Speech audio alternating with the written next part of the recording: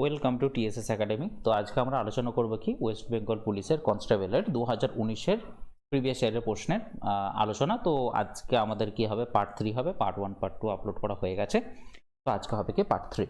তো চলো শুরু করা যাক। বলছি গিরিশ কানরাড কিসের সাথে যুক্ত ছিলেন? দেখো গিরিশ কানরাড কি নাটকের সাথে যুক্ত ছিলেন হচ্ছে গিরিশ কানরাড।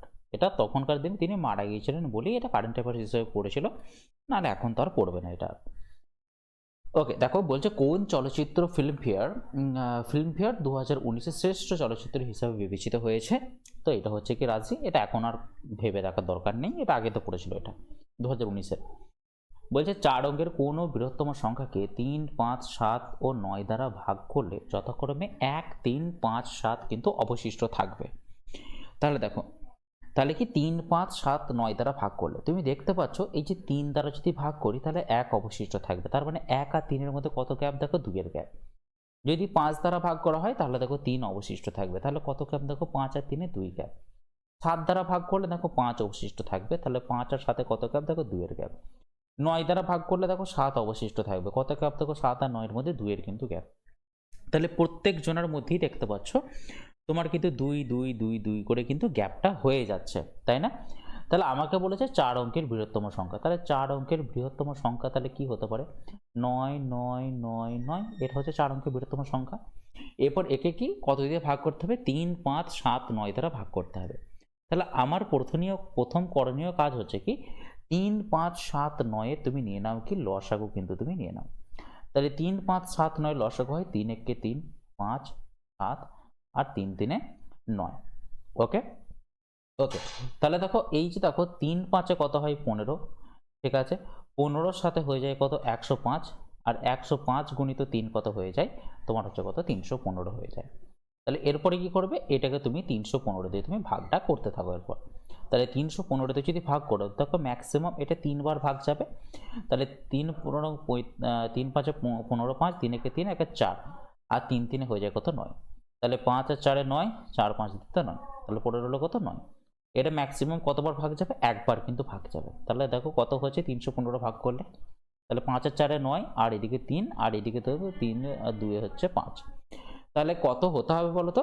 তাহলে যদি 315 দ্বারা যদি ভাগ যেতে হয় তাহলে কি এইটা থেকে 234 যদি বাদ দিয়ে দিই তাহলেই কিন্তু 315 দ্বারা কিন্তু ভাগ আমার চলে যাবে, তাই না? তাহলে 999 থেকে 9999 থেকে যদি 234 যদি বাদ দিই তাহলে কিন্তু ভাগ যাবে 315 দিয়ে।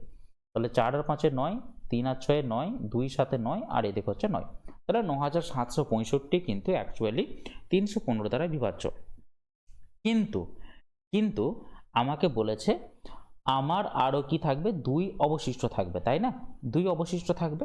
তাহলে এর থেকে তোমাকে কি করতে হবে? আবার তোমাকে 2 কিন্তু তোমাকে এখান থেকে আবার বিয়োগ দিতে হবে।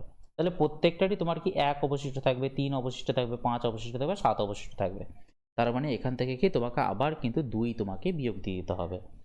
কেন 2 বিয়োগ দিচ্ছ বুঝতে পারলে? 3 আর 1 এর মধ্যে গ্যাপ দেখো 2, 5 আর 3 এর মধ্যে গ্যাপ হচ্ছে 2, 7 ও 5 এর মধ্যে গ্যাপ হচ্ছে 2 এবং 9 ও 7 এর মধ্যে গ্যাপ হচ্ছে 2। তাই এখান থেকে আবার কিন্তু এক্সট্রা আমাকে 2 বাদ দিতে হবে। তাহলে 2 বাদ দিলে কত হবে? 9763 হয়ে যাবে তোমার কিন্তু এখানে রাইট অ্যান্সার। তো রাইট অ্যান্সার হয়ে গেল option 3, C is the right answer. Okay, বলছে জ্যাব কথাটি কোন খেলার সাথে যুক্ত? দেখো জ্যাব খেলাটি যুক্ত কোথার সাথে? বক্সিং এর সাথে যুক্ত কিন্তু জ্যাব মানে কথাটি। বলছে 137 মিটার এবং 163 মিটার দীর্ঘের দুটি ট্রেন পরস্পরের দিকে যথাক্রমে 42 কিমি পার ঘন্টা এবং 48 কিমি পার ঘন্টা বেগে আসতে থাকে, মানে পরস্পরের দিকে আসছে, তাই তো? তাদের পরস্পরকে অতিক্রম করতে কত সময় লাগবে? তাহলে দেখা গেল যদি পরস্পরের দিকে আসে তাহলে ওদের আপেক্ষিক গতিবেগ কত হয়? রিলেটিভ স্পিড কত হয়ে যায়? 42 প্লাস 48 মানে কত? 90 কিমি পার ঘন্টা কিন্তু হয়ে যায়। তাহলে এটাকেই করতে হবে কি মিটার পার সেকেন্ডে কনভার্ট করে নাও। মিটার পার সেকেন্ডে করতে গেলে কত দিয়ে গুণ করতে হয়? 5 এর 18 দিয়ে গুণ করতে হয়। তাহলে 18 5 90 মানে কত হচ্ছে? 25 মিটার পার সেকেন্ড কিন্তু দাঁড়িয়ে যাচ্ছে। এরপর তারা একে অপরকে যদি অতিক্রম করতে যায় তাহলে ট্রেন তাহলে তাদের দুজনের দৈর্ঘ্যটা কি অতিক্রম করতে হবে? যদি অতিক্রম করতে হয় একে অপরকে, তার মানে কত দূরত্ব অতিক্রম করবে? 137 প্লাস 163। তাহলে 137 আর 163 যোগ করলে কত হয়? 7 আর 3 10, 6 আর 3 9, 10 এর 0, 1 এর 1 2 3। তাহলে টোটাল কি 300 মিটার দূরত্ব অতিক্রম করবে এই 25 মিটার পার সেকেন্ড গতিবেগে, কত সেকেন্ডে অতিক্রম করবে এইটা বের করলেই কিন্তু আমাদের অ্যান্সারটা হয়ে যাবে। তাহলে দেখো 25 মিটার অতিক্রম করে 1 সেকেন্ডে, তাহলে 300 মিটার অতিক্রম করবে কত সেকেন্ডে, তাহলে দেখো 300/25 সমান হচ্ছে কত, 12 সেকেন্ড। তাহলে 12 সেকেন্ড ইজ দ্য আমাদের কিন্তু রাইট অ্যান্সার। তো অপশন 2 হবে রাইট অ্যান্সার। নেক্সট দেখো স্পঞ্জ কি, স্পঞ্জ হচ্ছে কিন্তু মনে রাখবে এক ধরনের একটা জীবদেহ, ঠিক আছে। এবং যদি বলা হয় যে এদের পর্ব কোনটা, মনে রাখবে এরা কিন্তু পরিফেরা পর্ব থেকে কিন্তু বিলং করে, পরিফেরা পর্ব থেকে কিন্তু এরা বিলং করে।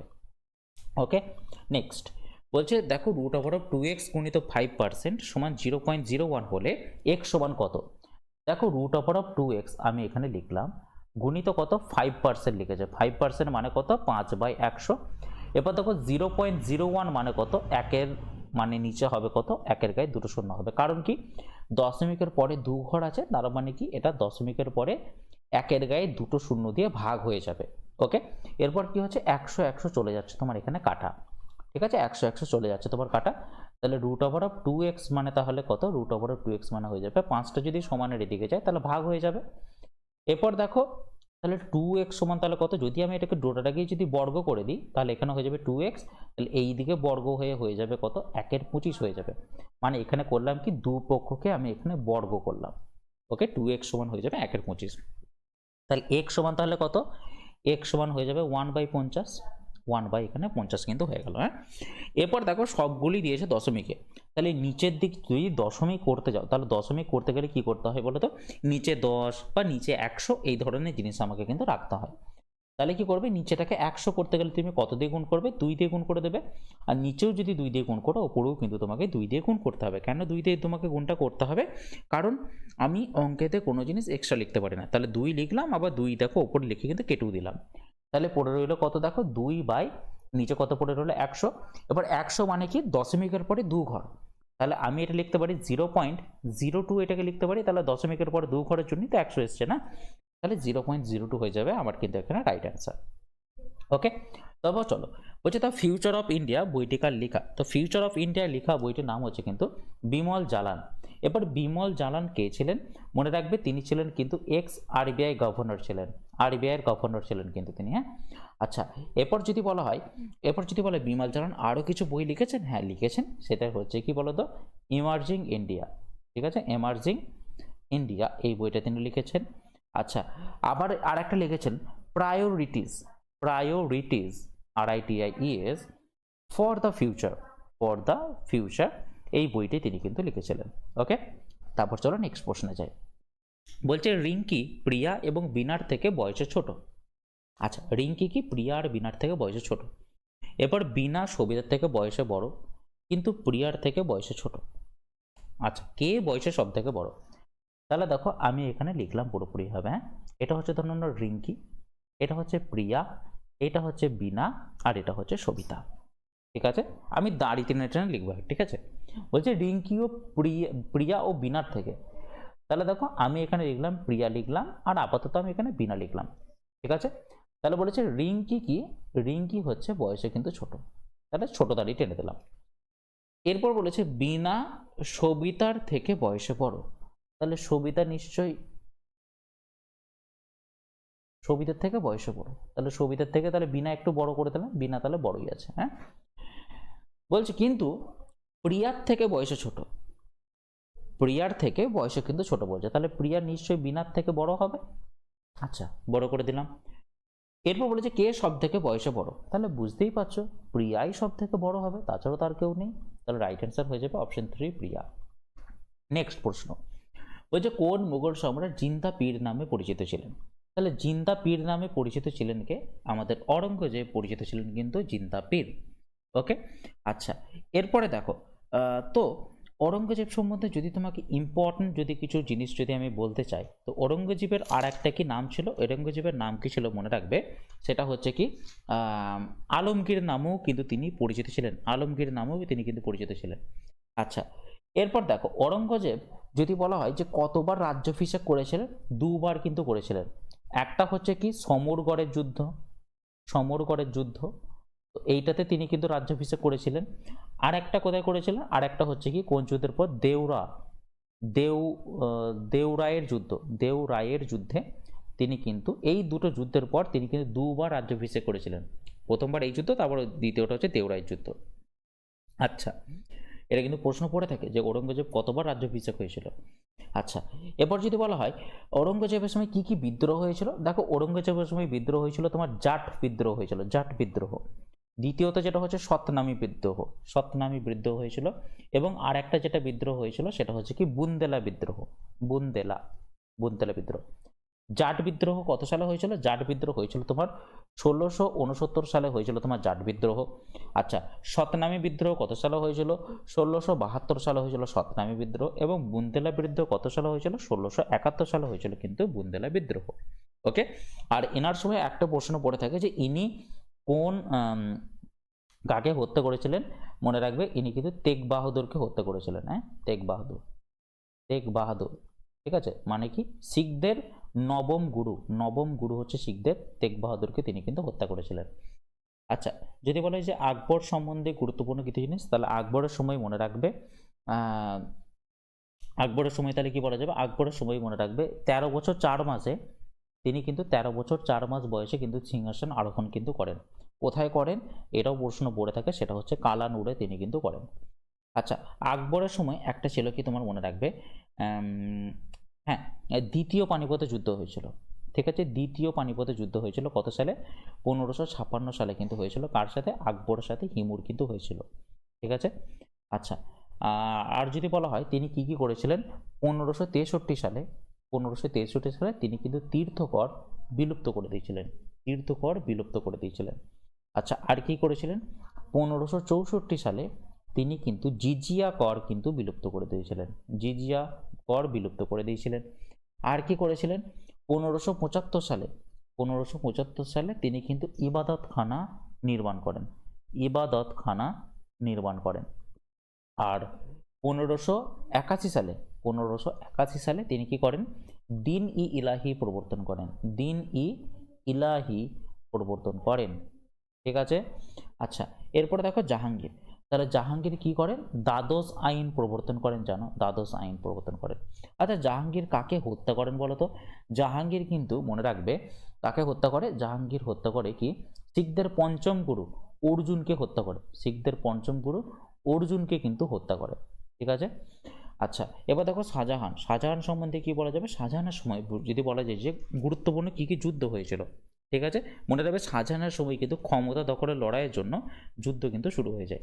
তাহলে কি কি যুদ্ধ হয়েছিল? ওই যে দেখো ঔরঙ্গজেবের সময় বললাম না, সমরগড়ের যুদ্ধ, দেওরাইয়ের যুদ্ধ, এগুলো যেগুলো বললাম এগুলোই পরপর দেখো বলতে যাচ্ছি। তাহলে শাহজাহানের সময় তুমি একটা জিনিস বলতে পারো যে হুগলি থেকে কিন্তু পর্তুগিজদের মানে দূরে সরিয়ে দিয়েছিল। এটা আমি তো আগেতেও বলেছি এটা। এরপরও দেখো নতুনত্ব যদি কিছু বলতে চাই তাহলে হচ্ছে কি একটা হয়েছিল কি বাহাদুরগড় যুদ্ধ। ওকে, বাহাদুরগড়ের যুদ্ধ এটা হয়েছিল মনে রাখবে দারা ও সুজার মধ্যে হয়েছিল। তো এইখানে জিতেছিল কে? দারা কিন্তু জিতে গিয়েছিল, উইনার ছিল। আচ্ছা, আর যদি দেখো সেটা হচ্ছে কি ধর্মাতের যুদ্ধ। তো ধর্মাতের যুদ্ধ তাদের মধ্যে হয়েছিল, সেটা হচ্ছে কি ঔরঙ্গজেব ও মুরাদ ভার্সাস কার সাথে হয়েছিল? দারা। ঠিক আছে, ভার্সাস হয়েছিল দারা। তো এখানে মনে রাখবে দারা কিন্তু হেরে গিয়েছিল, দারা হচ্ছে লুজার। ঠিক আছে, তাহলে বুঝতেই পারছো কে জিতেছে? ঔরঙ্গজেব ও মুরাদ কিন্তু জিতেছিল। আচ্ছা, তারপরে হচ্ছে কি তোমার ধর্মাতে যুদ্ধ হয়ে গেল। তারপরে হচ্ছে কি তোমার সমরগড়ের যুদ্ধ। ঠিক আছে, সমরগড়ের যুদ্ধ। এই সমরগড়ের যুদ্ধ কার মধ্যে হয়েছিল? সেটা হচ্ছে মনে রাখবে ঔরঙ্গজেব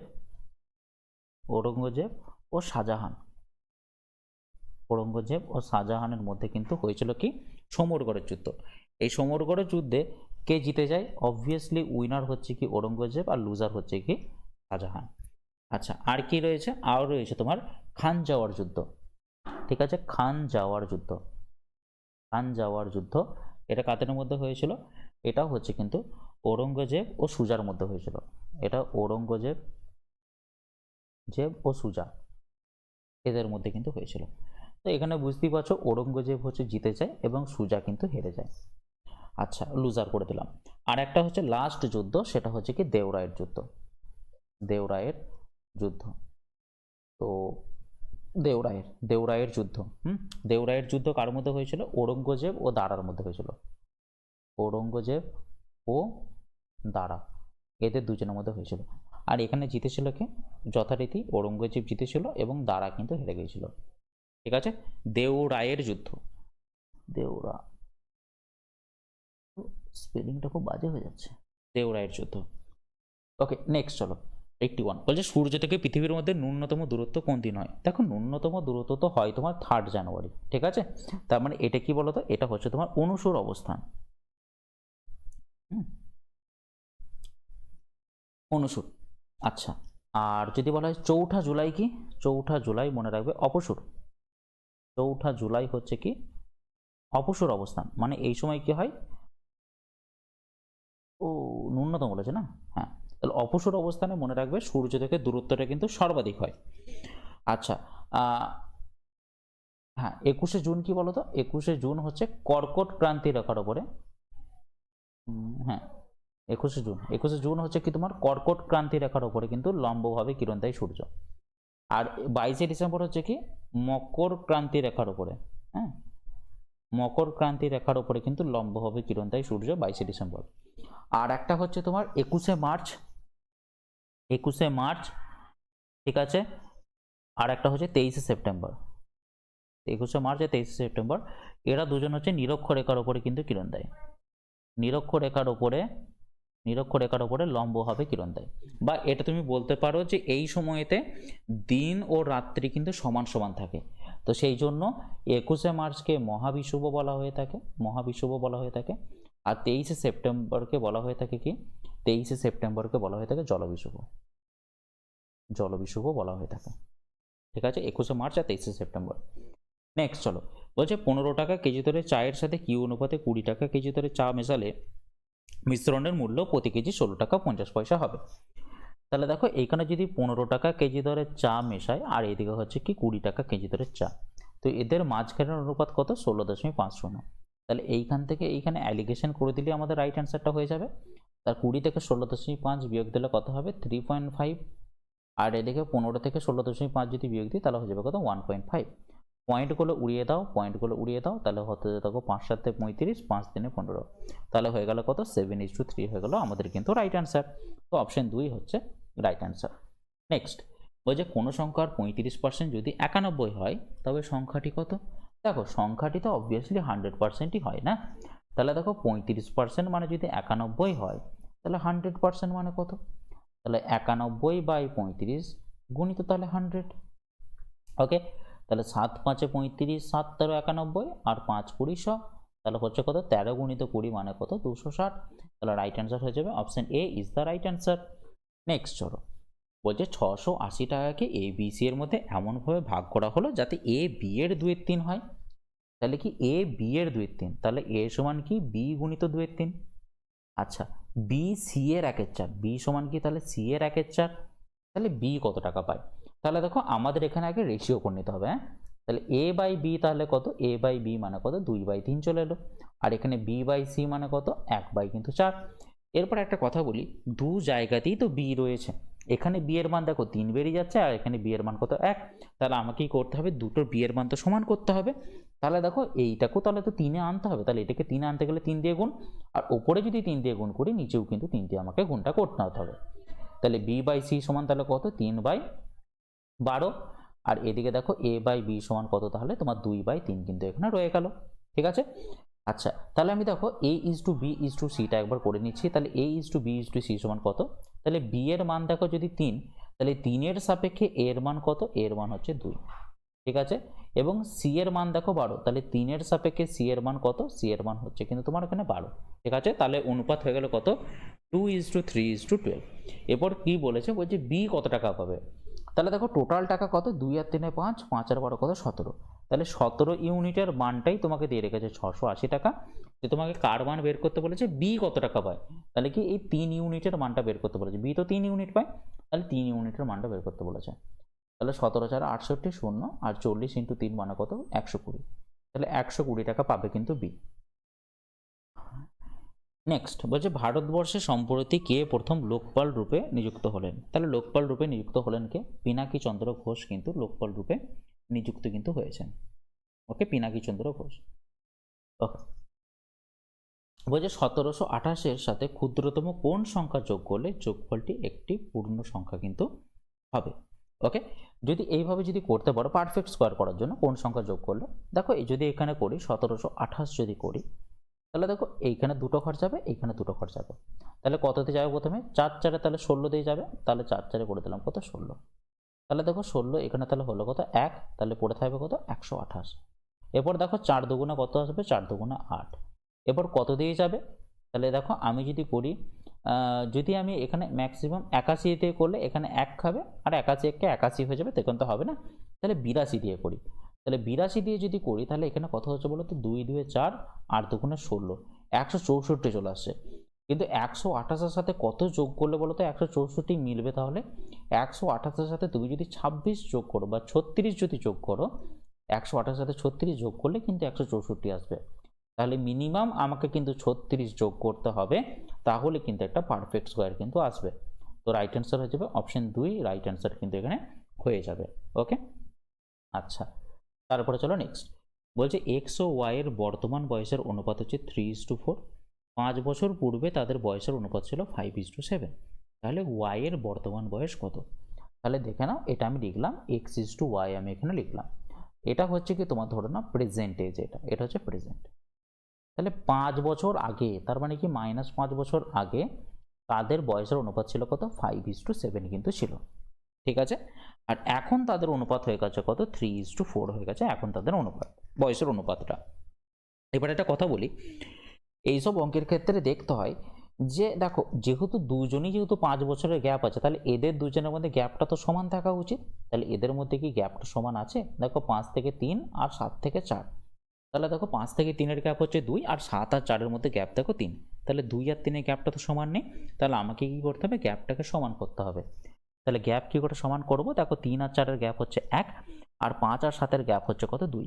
তাহলে এই যে 2 গ্যাপটা রয়েছে সেটা গুণ হবে নিচের গুলোর সাথে গুণ হবে, আর এই যে দেখো 1 গ্যাপ রয়েছে সেটা গুণ হবে কত? 5 আর 7-এর সাথে কিন্তু গুণ হবে।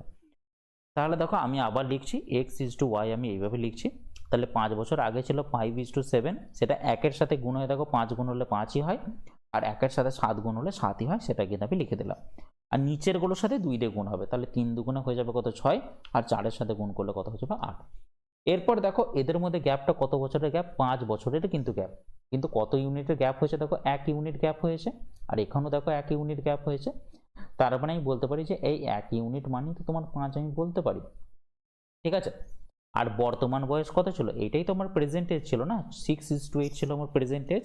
তাহলে 1 ইউনিট মানে যদি 5 হয়, তাহলে 6 ইউনিট মানে তাহলে কত? 6 ইউনিট মানে কিন্তু আমার 30, ঠিক আছে। এটা 30টা কার মান বেরোলো? এক্স এর মান বেরোলো। আমাকে তো বের করতে বলেছে ওয়াই এর মান, তাহলে ওয়াই এর মান কত হবে? দেখো 1 ইউনিট মানে যদি আমার 5 হয়, তাহলে 8 ইউনিট মানে তাহলে কত? 8 ইউনিট মানে কিন্তু 40। তো রাইট অ্যান্সার হয়ে যাবে option 4, 40 is the right answer. Next প্রশ্ন বলছে 1946 সালে ক্যাবিনেট মিশনের প্রধান পদাধিকার কে ছিলেন? পদাধিকার ছিলেন কিন্তু লর্ড পেথিক লরেন্স ছিলেন পদাধিকার, এবং ওনার সাথে সাথে কে ছিলেন? এভি আলেকজান্ডার, এবং ছিলেন কে? স্টাফোর্ড ক্রিপসও কিন্তু ছিলেন, কিন্তু মেন ছিলেন কে? লর্ড পেথিক লরেন্স কিন্তু ছিলেন। ওকে, নেক্সট দেখো বলছে ফল সংক্রান্ত বিদ্যাকে কি বলা হয়? দেখো ফল সংক্রান্ত বিদ্যাকে বলা হয়ে থাকে পোমোলজি বলা হয়ে থাকে। দেখো এইগুলো অতটাও কিন্তু ইম্পর্টেন্ট না, অ্যান্থোলজিটা পরীক্ষায় পড়ে থাকে। অ্যান্থোলজি মনে রাখবে কালেকশন অফ পোয়েমস, মানে হচ্ছে কবিতার অনেকগুলো কালেকশনকে অ্যান্থোলজি কিন্তু বলা হয়ে থাকে। ওকে, এরপর দেখো 1 - 1 - 3, 1 - 1 1 4, 1 - 1 5, এরকম করে আর কি চলেছে। এবার দেখো 1 - 1 3 যদি করো তুমি, তাহলে দেখবে এটা বেরোবে কত? 2 এর 3, ঠিক আছে। গুণিত কত? দেখো 1 মাইনাস যদি 1 এর 4 করো, তাহলে এটা বেরোবে কত? 3 এর 4। যদি তুমি 1 - 1 এর 5 করো, বেরোবে দেবে 4 এর 5, ঠিক আছে। তুমি প্রত্যেকটারই দেখতে পাচ্ছ যে এইগুলো এইগুলো এইগুলো এইগুলো থেকেও কাটা যাচ্ছে। তাহলে শুধুমাত্র দেখো আলটিমেটলি ডট ডট করে দেখো 1 - 1 এর 99 মানে হবে কত? তোমার 98/99 হবে। আর এখানে দেখো এটা হবে কত? 1 - 1/100 মানে কত? 99 কিন্তু 100 হয়ে যাবে যদি ক্যালকুলেশন করো তো। তাহলে দেখো এইখানে তো কি হয়ে যাবে? এইটাও কাটা যাবে, এইখানে থেকে হবে এটাও কাটা যাবে। তাহলে পড়ে কি থাকবে? শুধুমাত্র এইখানে দেখো 2টা পড়ে থাকবে, আর নিচে দেখো 100টা কিন্তু পড়ে থাকবে। বাকি সব কিন্তু কাটাকাটা চলে যাবে, এই সিরিজই চলতে হবে, মানে এই 5-এর সাথে এখানে 5 কাটবে, আবার এইখানের সাথে এইখানে কাটবে, এরকম করে কেটে কেটেই চলে যাবে, কিন্তু পুরোপুরি হবে। ঠিক আছে, তাহলে কি পড়ে থাকবে 2/100 কিন্তু পড়ে থাকবে। আর 2/100 যদি পড়ে থাকে তার মানে কত হবে, কাটাকাটি করে 50, তাহলে 1/50 কিন্তু এখানে পড়ে থাকবে। তো রাইট অ্যান্সার হয়ে যাবে কত, option 2 is the right answer. Next বলছে ফতেপুর সিক্রি কে প্রতিষ্ঠা করেন? ফতেপুর সিক্রি প্রতিষ্ঠা করেন কে? আকবর কিন্তু প্রতিষ্ঠা করেন ফতেপুর সিক্রি। এবার যদি আকবর সম্বন্ধে যদি ইনফরমেশন যদি দেওয়া যায়, মনে রাখবে হ্যাঁ, এবার একটা কথা বলি, ফতেপুর সিক্রিতে বুলন দরওয়াজা নির্মাণ করেছিলেন কে? বুলন দরওয়াজা, বুলন দরওয়াজা, বুলন দরওয়াজা, দরওয়াজা, বুলন দরওয়াজা নির্মাণ করেছিলেন কে? আকবরই কিন্তু নির্মাণ করেছিলেন। কিন্তু এইখান থেকে প্রশ্ন কি পড়ে থাকে যে কোন জায়গা জয় করার পর তিনি কিন্তু বুলন দরওয়াজা নির্মাণ করেন, সেটা কিন্তু মনে রাখবে। গুজরাট জয় করার পর আকবর বুলন দরওয়াজা নির্মাণ করেছিলেন, সেটা কোথায়? ফতেপুর সিক্রিতে। আচ্ছা, এরপরে দেখো হুমায়ুন। হুমায়ুন সম্বন্ধে যদি বলা যায়, হুমায়ুনের সাথে শেরশার একটা যুদ্ধ হয়েছিল। ঠিক আছে, শেরশার যুদ্ধটা কি? একটা হয়েছিল তোমার চৌসারের যুদ্ধ হয়েছিল, চৌসারের যুদ্ধ, আর একটা হয়েছিল কি কনৌজের যুদ্ধ। এবার ধরো চৌসারের যুদ্ধ কি 1539 সালে হয়েছিল, আর একটা হচ্ছে 1540 সালে হয়েছিল কনৌজের যুদ্ধ, বা এটাকে বিলগ্রামের যুদ্ধও কিন্তু বলা হয়ে থাকে, কনৌজের যুদ্ধটাকে। কার সাথে হয়েছিল? শেরশার সাথে হয়েছিল। কিন্তু কিন্তু এই দুটো যুদ্ধেই কিন্তু শেরশাহ জিতে যায়, কিন্তু 1540 সালে এমনভাবে জিতে যায় যাতে কি হুমায়ুনকে পুরোপুরিভাবে তার রাজত্ব ত্যাগ করে কিন্তু চলে যেতে হয়। কিন্তু পরবর্তীকালে কি হয়, একটা সিরহিন্দের যুদ্ধ হয় 1555 সালে। 1555 সালে একটা সিরহিন্দের যুদ্ধ হয়, সিরহিন্দ। এই সিরহিন্দের যুদ্ধে হুমায়ুন কিন্তু জিতে যায় কার বিরুদ্ধে? হুমায়ুন জিতে যায়, মনে রাখবে, সুরবংশের শেষ রাজা, মানে কি শেরশাহেরই পুত্র ছিল, সুরবংশের শেষ রাজা সেকান্দার সুর। সুরবংশের শেষ রাজা সেকান্দার সুরকে পরাজিত করে দেন, দিয়ে আবার কিন্তু মুঘল সাম্রাজ্যের প্রতিষ্ঠা কিন্তু হয়ে যায়। আর জাহাঙ্গীর সম্বন্ধে অনেক ইনফরমেশন দিয়ে দিয়েছে, আর বলার বিশাল কিছু নেই। আর একটা হচ্ছে ঔরঙ্গজেব সম্বন্ধে বলে দিয়েছি, তিনি হচ্ছে জিন্দা পীর। আর মনে রাখবে তিনি ছিলেন কিন্তু একটা সুন্নি মুসলিম ছিলেন। আর ঔরঙ্গজেব ভালো কি সুন্নি মুসলিম ছিলেন, লিখে দিচ্ছি একবার, সুন্নি মুসলিম ছিলেন। আর ঔরঙ্গজেব কিন্তু ভালো নাকারা বাজাতে পারতেন, নাকারা, ঠিক আছে, নাকারা বাজাতে পারতেন, বীণা বাজাতে পারতেন, বাদ্যযন্ত্র আর কি তিনি বাজাতে পারতেন। আচ্ছা, আর একটা হচ্ছে জাহাঙ্গীর সম্বন্ধে যদি ইম্পর্টেন্ট যদি কিছু কথা যদি বলি, জাহাঙ্গীরের সময় যদি বলা যে কোন কলার সর্বাধিক উন্নতি হয়েছিল, সেটা মনে রাখবে চিত্রকলা। চিত্রকলার কিন্তু সর্বাধিক উন্নতি কিন্তু হয়েছিল। ওকে, নেক্সট চলো, মানবদেহের সবচেয়ে বড় অঙ্গের নাম কি? যদি দেখো এখানে সবচেয়ে বড় অঙ্ক যদি তোমার এখানে তোমার ত্বক যদি থাকতো বা স্কিন যদি থাকতো, তাহলে সেটা রাইট অ্যান্সার হয়ে যেত। কিন্তু এখানে যেহেতু আর কিছু নেই, তো লিভার ছাড়া আর কোনো এখানে অপশন নেই, মানে প্রথম অ্যান্সার হতো কিন্তু স্কিন। এখানে যদি স্কিন নেই, তাই কিন্তু এখানে লিভার হচ্ছে। ওকে, বলছে ওডোমিটার যন্ত্রের সাহায্যে কি পরিমাপ করা হয়? ওডোমিটার যন্ত্রের সাহায্যে, তাই ওডোমিটার যন্ত্রের সাহায্যে কি তৈরি করা হয়? অতিক্রান্ত দূরত্ব শুধুমাত্র কিন্তু মাপা হয়। ঠিক আছে, ওডোমিটার যন্ত্রের সাহায্যে। ক্লিয়ার? আচ্ছা, ওকে, চল নেক্সট প্রশ্নে যাই। হ্যাঁ, কি বলেছে দেখো, জালিয়ানওয়ালাবাগ হত্যাকাণ্ড, হ্যাঁ, জালিয়ানওয়ালাবাগ হত্যাকাণ্ডের সময় কোন সালে ঘটেছিল? দেখো এটা ঘটেছিল কত সালে? 1919 সালে কিন্তু হয়েছিল জালিয়ানওয়ালাবাগ হত্যাকাণ্ড। আচ্ছা, 1928 সাল সম্বন্ধে গুরুত্বপূর্ণ কিছু আছে কি? 1928 সাল সম্বন্ধে গুরুত্বপূর্ণ আছে। এই সময় হয়েছিল কি, বরদৌলি সত্যাগ্রহ হয়েছিল। হ্যাঁ, বরদৌলি সত্যাগ্রহ কে লিড করেছিল বলতো? বল্লভভাই প্যাটেল কিন্তু লিড করেছিল এটাকে, বল্লভভাই প্যাটেল, বল্লভভাই প্যাটেল। তো এটাকে লিড করার জন্য কি হয়েছিল বলতো? তাকে সর্দার উপাধি দেওয়া হয়েছিল, সর্দার উপাধি কিন্তু তাকে দেওয়া হয়েছিল। আচ্ছা, এটা কোথায় হয়েছিল? এটা হচ্ছে মনে রাখবে গুজরাটে কিন্তু হয়েছিল। আর জালিয়ানওয়ালাবাগ হত্যাকাণ্ড তো 1919 সালে হয়েছিল। আচ্ছা, জালিয়ানওয়ালাবাগ হত্যাকাণ্ড যেটা যেটা হয়েছিল তোমার, কাদের, মানে যদি বলা হয় যে কাদের মানে অ্যারেস্টের জন্য এই হত্যাকাণ্ডটা হয়েছিল, বা এরা একটা সমাবেশ করেছিল জালিয়ানওয়ালাবাগে, সমাবেশ হয়েছিল। তো মনে রাখবে সাইফুদ্দিন কিচলু, সাইফুদ্দিন কিচলু,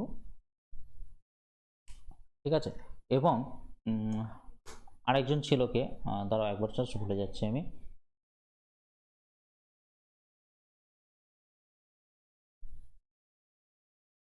হ্যাঁ, সাইফুদ্দিন কিচলু এবং সত্যপাল মালিক। ঠিক আছে, সাইফুদ্দিন কিচলু এবং সত্যপাল মালিক, এরা দুজনের আর কি মানে বন্দি হয়ে গেছিল, হ্যাঁ, ও সত্যপাল মালিক। তো এরা দুজন বন্দি হয়ে যাওয়ার জন্য তো এদের জন্য কি হয়েছিল, একটা সমাবেশ হয়েছিল।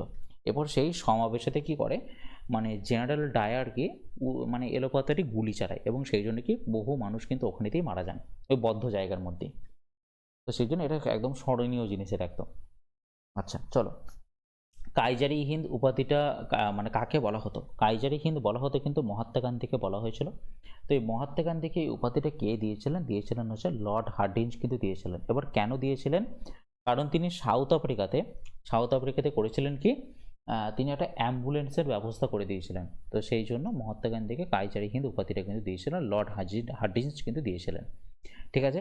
আর নেতাজি সুভাষচন্দ্র বসু সম্বন্ধে যদি বলি, নেতাজি সুভাষচন্দ্র বসু 1939 সালে ফরওয়ার্ড ব্লক কিন্তু গঠন করেন। এবং তিনি যদি বলা হয়, তিনি কংগ্রেসের দুটো অধিবেশনে কিন্তু বসেছিলেন। একটা হচ্ছে তোমার হরিপুরা আর একটা হচ্ছে তোমার ত্রিপুরী। ঠিক আছে, হরিপুরা এবং ত্রিপুরী এই দুটো অধিবেশনে কিন্তু তিনি প্রেসিডেন্টশিপ করেছিলেন। আচ্ছা, দাদাভাই নৌরোজি যদি বলা যায়, দাদাভাই নৌরোজিকে grand old man of India বলা হয়ে থাকে। তিনি সম্পদের নির্গমন তত্ত্ব দিয়েছিলেন, সম্পদের নির্গমন তত্ত্ব। আচ্ছা, আর কি দিয়েছিলেন? তিনি হচ্ছেন আমাদের জিডিপি, মানে প্রথম যদি জিডিপি বের করে থাকে বা আমাদের প্রথম ন্যাশনাল ইনকাম বা আমাদের জাতীয় আয় প্রথম বের করেন কিন্তু দাদাভাই নৌরোজি। ওকে। আর দাদাভাই নৌরোজি ব্রিটেনের হাউস অফ কমন্সের মেম্বার ছিলেন, তিনিই একমাত্র ছিলেন যিনি হাউস অফ কমন্সের মেম্বার ছিলেন। এবং তিনি কোন পার্টি থেকে বিলং করতেন? সেটা হচ্ছে কি লিবারাল পার্টি থেকে কিন্তু বিলং করতেন, লিবারাল পার্টি। ওকে, নেক্সট চলো। আর জওহরলাল নেহরু জানো, জওহরলাল নেহরু হচ্ছে আমাদের দেশের প্রথম প্রধানমন্ত্রী, হচ্ছে কি জওহরলাল নেহরু, প্রথম প্রধানমন্ত্রী। ওকে, নেক্সট প্রশ্ন বলছে নেহেরু ট্রফি কোন খেলার সাথে যুক্ত? দেখো, নেহেরু যদি বলে এখানে, যদি নেহেরু ট্রফি কিন্তু মনে রাখবে, এই যে দেখো নৌকা বাইচের সাথে যুক্ত হচ্ছে, নেহেরু ট্রফি যুক্ত। যদি বলতো নেহেরু যদি কাপ দিয়ে দিত, নেহেরু কাপ কিন্তু মনে রাখবে ফুটবলের সাথে যুক্ত, নেহেরু কাপ ফুটবলের সাথে যুক্ত। আর একটা আছে নেহেরু টুর্নামেন্ট, ঠিক আছে, টুর্নামেন্ট এরকম যদি লেখা থাকে, বা নেহেরু হকি টুর্নামেন্ট যদি লেখা থাকে, তাহলে সেটা অবভিয়াসলি বুঝতে পারছো এটা হকির সাথে কিন্তু যুক্ত এটা। ওকে। আচ্ছা চলো, নেক্সট প্রশ্ন বলছে প্রশ্নবোধক স্থানে কি বসবে? দেখো এটার মধ্যে গ্যাপ কত, দেখো 3 আর সাথে গ্যাপ হচ্ছে 4, এটা দেখো কত গ্যাপ 6, এটা দেখো কত গ্যাপ 8, এটা দেখো কত গ্যাপ, এটা হচ্ছে 10, তাহলে পরেরটা নিশ্চয়ই তাহলে কত গ্যাপ হবে? 2 গ্যাপ, মানে কত 12 গ্যাপ হবে। আর 31 আর 12 যোগ করলে কত হয়ে যাবে? 43। তাহলে রাইট অ্যান্সার হয়ে যাবে কত? Option 4, 43 is the right answer. তাও বলেছে দেখো, ভারতের সংবিধানের কোন ধারাকে ডক্টর বি আর আম্বেদকর হৃদয় ও আত্মা বলে আখ্যায়িত করেছেন? সেটা হচ্ছে কি আর্টিকেল 32। ঠিক আছে, তো আর্টিকেল 32 কি? আর্টিকেল 32 তো আছে তোমার রিট আছে। রিট হচ্ছে কি বলতো? রিট হচ্ছে মানে মৌলিক অধিকারকে মানে সংরক্ষিত করার জন্য এই রিট জারি করার কথা কিন্তু বলা রয়েছে। ঠিক আছে, তো মৌলিক অধিকারকে জারি করার জন্য মানে তুমি ধরে নিতে পারো কি কি রিট আছে। একটা আছে তোমার হ্যাবিয়াস কর্পাস রয়েছে একটা রিট। দ্বিতীয়ত রয়েছে তোমার ম্যান্ডেমাস। আর একটা রয়েছে তোমার সার্সিওরারি। আর একটা হচ্ছে প্রোহিবিশন। আর একটা রয়েছে তোমার কুও ওয়ারেন্টো। এগুলো হচ্ছে 5টা কিন্তু রিট। আচ্ছা, এরপরে দেখো 19 নম্বর ধারায় কি আছে? 19 নম্বর ধারাতে তোমার রয়েছে টোটাল 6টি কিন্তু মৌলিক অধিকার, এইখানেতে আবার দেওয়া রয়েছে টোটাল 6টি মৌলিক অধিকার, আবার 19 নম্বর ধারাতেই কিন্তু দেওয়া রয়েছে। কিন্তু এখান থেকে প্রশ্ন কি কি এসে থাকে একটু আলোচনা করে নিই। যদি বলা হচ্ছে কথা বলার অধিকার, মানে কি রাইট টু স্পিক। ঠিক আছে, রাইট টু স্পিক কোথায় দেওয়া আছে সেটা মনে রাখবে, আর্টিকেল 19 দেওয়া আছে। যদি বলা হয় যে সংবাদপত্রের স্বাধীনতা, হ্যাঁ, রাইট অফ নিউজ পেপার যদি বলা হয়ে থাকে, সেটা মনে রাখবে 19 নম্বর ধারাতেই কিন্তু দেওয়া রয়েছে। কিন্তু সেটা কিন্তু লিখিত নেই, মানে এইটা থ্রু দিয়ে আমরা বুঝতে পারি রাইট টু স্পিকের সাথে নিউজ পেপার রয়েছে, এটা কিন্তু লেখা নেই নিউজ পেপারের ব্যাপারটা। আচ্ছা, আর কি রয়েছে? যদি বলা হয় দেশের ভেতরে ভ্রমণ করার ক্ষেত্রে কোথায় স্বাধীনতা রয়েছে? দেশের ভেতরে। তো দেশের ভেতরে যখন ভ্রমণ করতে যাবে তখন কিন্তু তোমার 19 নম্বর ধারা কিন্তু রয়েছে, মানে ভ্রমণ করার তোমার অধিকার রয়েছে দেশের ভেতরে যে কোনো জায়গায়। আর একটা কি, আর যদি বলা হয় যে দেশের বাইরে ভ্রমণ করার জন্য কোন আর্টিকেল রয়েছে বা কোন ফান্ডামেন্টাল রাইট বা কোন তোমার মৌলিক অধিকার দেয় তোমাকে দেশের বাইরে ভ্রমণ, দেশের বাইরে, তাহলে সেটা মনে রাখবে আর্টিকেল 21 কিন্তু দেশের বাইরের ভ্রমণের কথা কিন্তু বলেছে।